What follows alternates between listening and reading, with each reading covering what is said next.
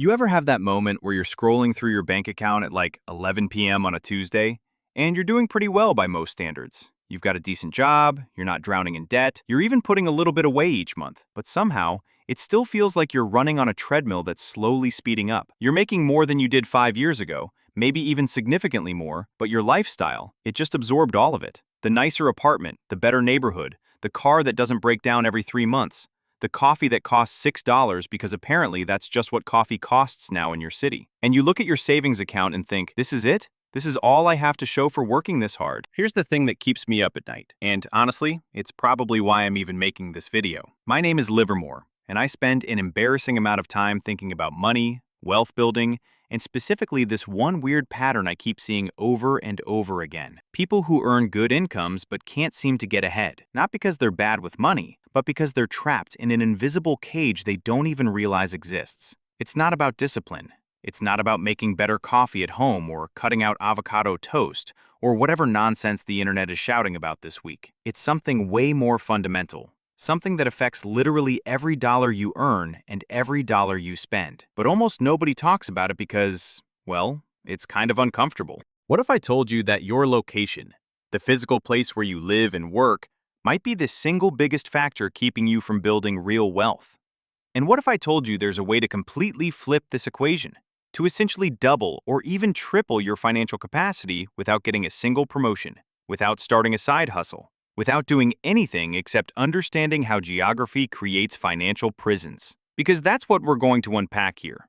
This isn't some get-rich-quick thing.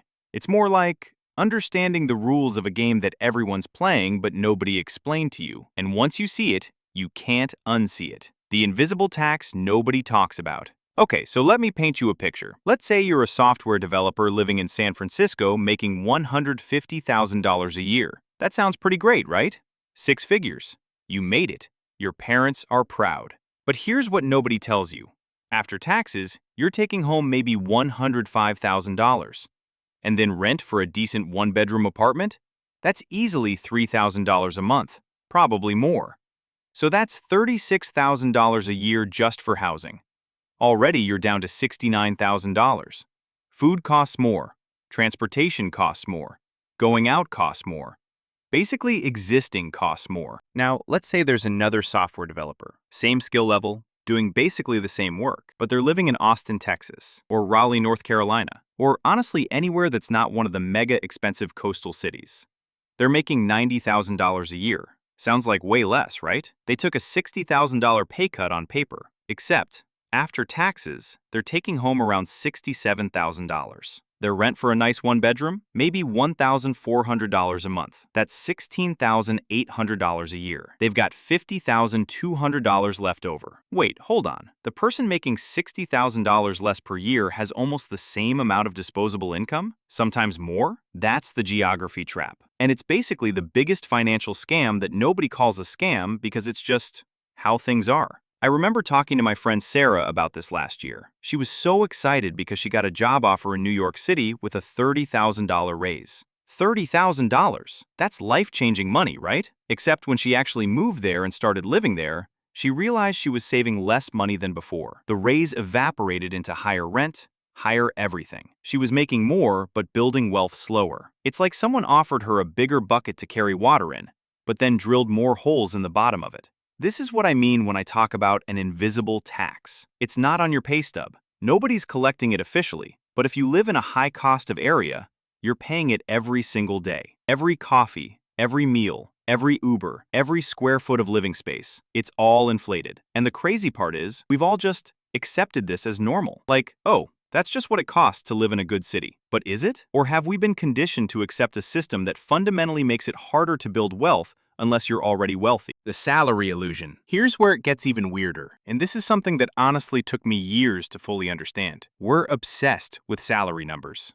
Completely obsessed. Someone says they make 6 figures and we're like, wow, they're doing well. Someone makes $50,000 and we think they're probably struggling. But salary is almost meaningless without context. It's not what you make, it's what you keep. And more importantly, it's what you can do with what you keep. Think about it like this. Imagine 2 buckets. One bucket gets filled with $10,000 every month but has a hole in the bottom that leaks out $9,000. The other bucket gets filled with $6,000 every month, but only leaks $3,000. Which bucket fills up faster? The second one, obviously. But we're so fixated on the size of the inflow that we completely ignore the outflow. I saw this play out in real time with my cousin, who's a teacher. She was working in the Bay Area making about $75,000 a year, which honestly for a teacher is pretty good. But she was living with 2 roommates in her 30s, driving a beat-up car, and her savings account was basically stagnant. She wasn't living extravagantly. She wasn't bad with money. The math just didn't work. Then she moved to a suburb in Colorado, took a teaching job that paid $58,000, a $17,000 pay cut, and within 2 years she had saved enough to buy a house. A house. Something that would have taken her probably 15 years or never in California, she did in 2 years making less money. The illusion is thinking that earning more automatically means building more wealth. It doesn't. Not if your expenses scale up proportionally or faster than your income. And in high-cost areas, they always do. This is why you see people making $200,000 a year living paycheck to paycheck. It sounds absurd, but it's actually super common. Because when you're in an expensive area, your baseline costs are so high that even a huge income doesn't create much breathing room. You need the expensive apartment because that's where the safe schools are. You need the reliable car because public transit isn't great. You need to eat out sometimes because you're working 60-hour weeks and cooking feels impossible. It all makes sense on an individual level, but the cumulative effect is that your high income becomes almost meaningless for wealth building. And here's the really insidious part. Because you're making good money, you feel like you should be doing better. So you blame yourself. You think you're bad at budgeting or you lack discipline. But the reality is, you're trying to win a game where the rules are rigged against you. Geographic arbitrage, the strategy nobody uses. Alright, so here's where we get to the actual solution. The thing that can legitimately change your financial trajectory without requiring you to become a different person or work twice as hard. It's called geographic arbitrage, and basically it means intentionally leveraging differences in cost of living to maximize your financial position. The simplest version is this: earn money in a high-cost area, spend money in a low-cost area. But it gets way more interesting than that, especially in the era of remote work. Let's say you've been working in Seattle for a tech company making $120,000 a year. Your company goes fully remote, which, you know, a lot of them did recently. You could stay in Seattle and keep paying $2,500 a month for rent, or you could move to Boise, Idaho, pay $1,200 a month for a nicer place, and pocket the difference. That's $15,600 a year you're suddenly not spending. You didn't get a raise. You didn't change jobs. You just changed geography. But here's where it gets really interesting. Some companies pay based on your location. They'll adjust your salary if you move to a cheaper area. Others don't. They pay for the role, not the location. If you can find one of those companies and you can move to a low-cost area while keeping your high-cost area salary, you've basically just given yourself a massive raise without doing anything. I know someone who did exactly this. He was working for a Bay Area startup making $140,000. Fully remote even before the pandemic. He moved to Portugal. His rent dropped from $3,200 a month to $900. His food costs got cut in half. His overall cost of living dropped by probably 60%, but his salary stayed the same. Within 3 years, he had saved enough to buy a property outright. You know how many people working in San Francisco can buy property outright in 3 years? Almost nobody. But he did it because he understood the arbitrage. Now, I'm not saying everyone should move to Portugal. That's not realistic for most people, and honestly, it's not even desirable for everyone. But the principle applies at all kinds of scales. Moving from downtown to the suburbs, moving from a major city to a mid-sized city, moving from the coast to the middle of the country. Every one of those moves can create arbitrage opportunities. And here's the beautiful part. You don't even have to sacrifice career opportunities anymore. That used to be the trade-off, right? You could live cheaply, but you'd have fewer job prospects. Now, with remote work being normalized, you can often have both. You can work for a company based in New York or San Francisco or Seattle while living somewhere where your dollar goes 3 times as far. The lifestyle creep trap. Okay, but here's where people mess this up. And I've seen it happen so many times it almost hurts to watch. They finally understand geographic arbitrage. They make the move. They start saving way more money, and then they inflate their lifestyle to match their new financial breathing room. You move from the expensive city to the cheaper city. Suddenly you've got an extra $1,500 a month. So you get the nicer apartment. You upgrade your car. You start eating out more because, hey, restaurants are cheap here. And before you know it, you've absorbed all that extra money into lifestyle improvements and your savings rate hasn't actually changed. This is lifestyle creep, and it's the silent killer of geographic arbitrage. Because the whole point isn't to live the same lifestyle for less money. Well, okay, that's part of it, but the real point is to create a gap between what you earn and what you spend. That gap is where wealth gets built. I think about it like this. Imagine you've been walking around carrying a 50-pound backpack your whole life. One day, someone offers to take 30 pounds out of the backpack. You'd feel amazing, right? So light. But then what do most people do? They start adding stuff back into the backpack. Oh, I've got room now. I can carry this, and this, and this. And before long, the backpack weighs 50 pounds again, and you're right back where you started. Moving to a lower-cost area takes weight out of your backpack. The trick is not filling it back up. My friend Mike moved from Boston to Nashville. His rent went from $2,800 to $1,500. Huge win. Except within 6 months, he'd bought a new truck. Because trucks are a thing in Nashville, I guess. And suddenly his car payment was $600 a month when he'd been driving a paid-off Civic before. He joined a fancy gym. He got a bigger apartment because, why not? It's still cheaper than Boston, and his savings rate barely budged. He made the right move geographically, but the wrong move psychologically. He didn't protect the gap. Here's what works. When you make a move like this, you have to consciously decide that at least a big chunk of that savings is going toward actual savings. Maybe you let yourself enjoy some of it. You should, honestly. You earned it. But you need to lock in at least 50% or 60% as actual wealth building. Set up automatic transfers. Max out your retirement accounts. Build your emergency fund. Buy index funds. Whatever. Just don't let lifestyle creep eat the whole advantage. The tax dimension. Oh man, okay, so there's this whole other layer to this that most people don't even consider, and it's probably one of the biggest factors in the entire equation. Taxes. State income tax differences are wild, like truly wild. If you live in California and you're making $100,000 a year, the state's taking about $6,000 to $8,000 of that just in state income tax. If you live in Texas or Florida or Tennessee or Washington, states with no income tax, that $6,000 to $8,000 stays in your pocket. That's automatic. You don't have to do anything special. You don't have to find deductions or hire an accountant or play any games. You just keep more of your money. Now multiply that over a career. Let's say 30 years. That's $180,000 to $240,000 that you keep instead of giving to the state. And that's before investment growth. If you invest that money, it could easily become $500,000 or more by retirement. $500,000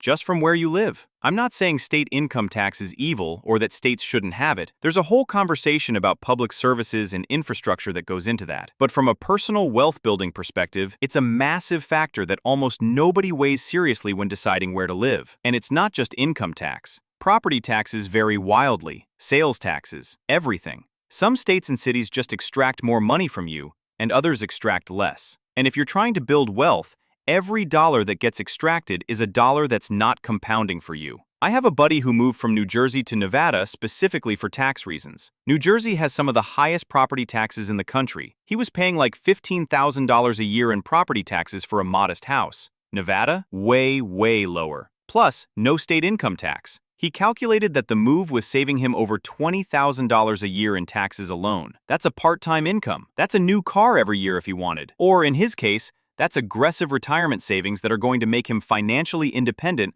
like a decade earlier than he would have been in New Jersey. Again, not everyone can just pick up and move states. I get that. Family ties, relationships, careers, all that matters. But if you have flexibility, even a little bit, the tax dimension is huge. The quality of life paradox. Here's something that I think doesn't get talked about enough in these conversations, and it's maybe the most important part. Moving to a lower-cost area doesn't just save you money. It often improves your quality of life. I know that sounds counterintuitive. We've been conditioned to think that expensive places are expensive because they're better. Better restaurants, better culture, better opportunities, better everything. And sure, there's some truth to that, but it's way less true than we think. I lived in a major expensive city for years. The traffic was miserable. My commute was an hour each way, sometimes more. My apartment was small and kind of crappy, but it cost a fortune. I was stressed all the time about money, even though I had a good job. I was surrounded by millions of people, but somehow felt isolated because everyone was too busy and stressed to actually connect. I told myself I was living in an exciting, dynamic place, but honestly, most days, I just felt exhausted. Then I moved to a smaller city. Not tiny, not rural, just smaller. And my quality of life exploded. My commute went from an hour to 15 minutes. I could afford a house with a yard. I started actually having time to do things because I wasn't spending 3 hours a day in transit or at work trying to afford the place I lived. The food scene was surprisingly good. There were parks and trails everywhere. People were friendlier, less rushed. And here's the kicker. I was saving way more money, which meant I was less stressed about money, which meant I could actually enjoy my life instead of constantly calculating whether I could afford to go out to dinner or take a weekend trip. The expensive city promised me a better life, but it actually delivered a more stressful, exhausting, financially precarious life. The cheaper city promised me nothing, but it gave me space, literal and financial, to actually build the life I wanted. Now, I'm not romanticizing small-town life or anything. Different things work for different people. Some people thrive in the chaos and density of a big city, but I think a lot of us stay in expensive places out of inertia or fear or some vague sense that we're supposed to, not because it's actually making our lives better. Alright, so here's the objection I always hear. But Livermore, I have to live in an expensive city because that's where the jobs are. That's where the opportunities are. If I move to a cheaper place, I'll torpedo my career. And look, 5 years ago, that was mostly true. If you wanted to work in tech, you kind of had to be in the Bay Area or Seattle or maybe New York. If you wanted to work in finance, it was New York or London or a few other hubs.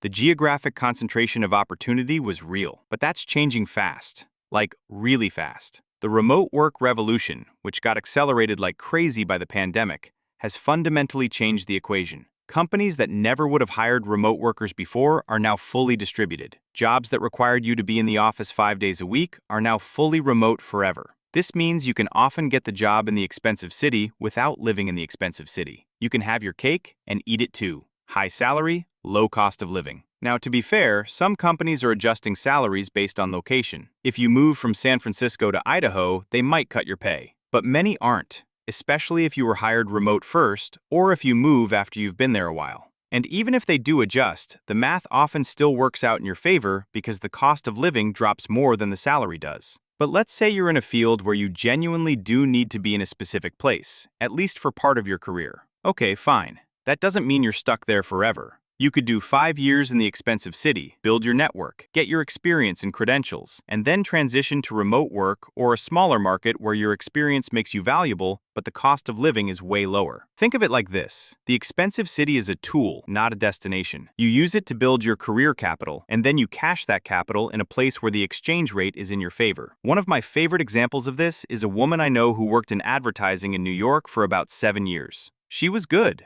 She built a great portfolio and reputation, and then she went freelance and moved to a small town in Vermont. She kept most of her New York clients. They didn't care where she lived. They cared about the quality of her work. But her cost of living dropped by like 70%. She's making basically the same money, but living in a beautiful place with almost no stress. And she's building wealth at a rate that would have been impossible in New York. The key is understanding that location is flexible. It's a variable you can optimize, not a fixed constraint. The social pressure dimension. Okay, here's something that I think is actually one of the biggest barriers to people making smart geographic decisions. And it's totally psychological. Social pressure. Living in certain cities is a status thing. It just is. If you tell people you live in New York or LA or San Francisco, there's a certain cachet to that. It signals something about who you are, your ambition, your sophistication, whatever. And if you tell people you're moving to, I don't know, Omaha or Tulsa or even just the suburbs, there's this subtle implication that you're giving up, settling, that you couldn't hack it in the big leagues. This is all completely ridiculous, but it's also very real. We're social creatures, and we care about how we're perceived, even when we pretend we don't. I felt this when I was considering my own move. I told friends I was thinking about leaving the city, and the reactions were so interesting. Some people were supportive, but a lot of people had this look, this tone, like I was announcing I was giving up on my dreams or something. Oh, you're moving to the suburbs? That's nice. With that little pause before nice, that means it's definitely not nice.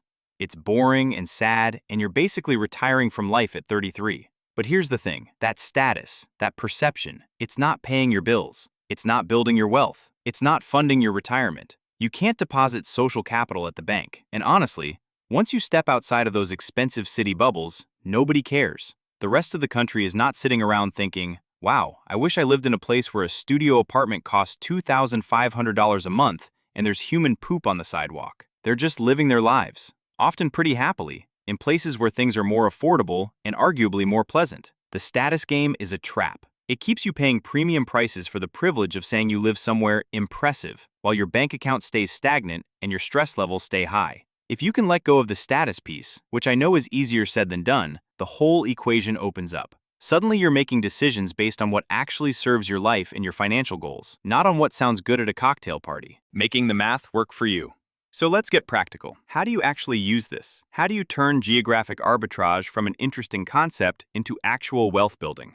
First, you need to calculate your actual cost of living, not your salary. Figure out what you're spending on housing, transportation, food, all the basics. Then look at what those same things would cost in other places. There are cost of living calculators online that can help with this. But you can also just look at rental prices and grocery prices and gas prices in other cities.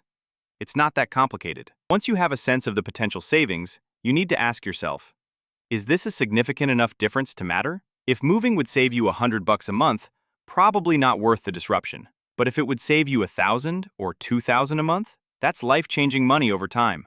Then you need to think about the career piece. Can you do your job remotely? Can you find a comparable job in a lower-cost area? Are you in a phase of your career where geographic flexibility is possible? Or do you need to be in a specific place for the next few years?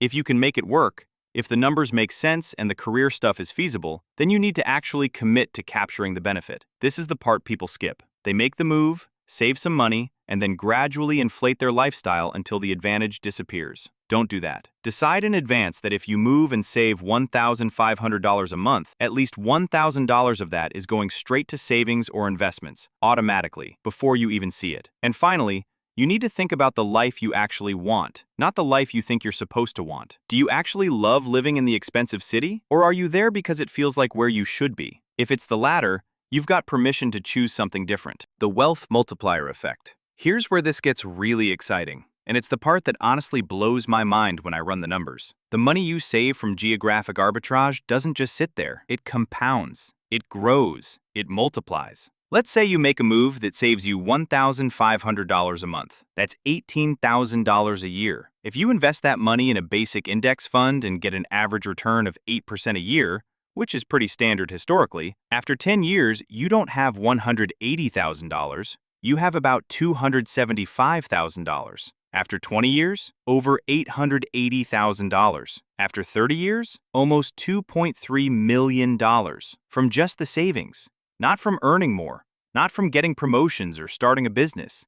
Just from living in a place where your dollar goes further and investing the difference. This is the wealth multiplier effect. Every dollar you save by living somewhere cheaper is a dollar that can grow and compound. And the earlier you start, the more dramatic the effect. I think about this a lot when I see people my age stressing about not having enough saved for retirement. They're making good money, but they're in expensive places. And after all their costs, there's just not much left to save. Meanwhile, someone making less money in a cheaper place is socking away thousands of dollars a month and is on track to retire early. It's not about how much you make. It's about how much you keep and what you do with it. So here's what I want you to take away from this. And I mean this in the most non-preachy way possible, because I know everyone's situation is different and there's no one-size-fits-all answer. You have more control over your financial trajectory than you think. Maybe not total control. There are always constraints, things outside your control, I get it. But you have more options than the path you're currently on. For most of your life, you've probably thought about building wealth in terms of earning more, get a better job, get a promotion, start a side hustle, work harder. And those things can help, sure. But there's this whole other dimension, where you live, that has a massive impact on your ability to build wealth. And most people never even think about optimizing it. The geography trap is real. It keeps people earning good incomes but staying financially stuck because their expenses scale up as fast or faster than their earnings. And the crazy part is, we've all been taught to see this as normal, as just the price of living in a desirable place. But it doesn't have to be that way. You can choose to earn money where it's valued highly and spend it where it goes further. You can choose to prioritize actual wealth building over the status of living in an impressive sounding place. You can choose to create a gap between what you earn and what you spend, and then protect that gap fiercely. None of this is easy. Moving is disruptive. Changing your social environment is hard. Going against the current of what everyone else is doing takes courage. But the alternative is staying on the treadmill, making good money but never getting ahead, wondering why you're working so hard, but your bank account isn't reflecting it. I'm not saying you have to move across the country tomorrow or abandon the place you love, but I am saying you should at least run the numbers. Look at what your life would look like financially in a place where your dollar goes further. Think about what you could do with an extra $1,000 or $2,000 a month. Think about what your retirement could look like if you invested that money for 20 or 30 years, and then make an actual choice. Not a default choice, not the path of least resistance, but a conscious decision about where you want to live and why, with full awareness of the financial implications. Because here's the truth. You can double your wealth without doubling your income. You can build financial security without becoming a workaholic or sacrificing everything for your career. You can have a good life and build wealth at the same time. You just have to escape the geography trap first. And maybe, just maybe, the place that'll help you build the wealth and the life you actually want isn't the place you're currently standing. Maybe it's somewhere cheaper, somewhere quieter, somewhere where your money actually works for you instead of evaporating into rent and groceries and the cost of existing. That's a choice worth considering. That's a choice that could change everything.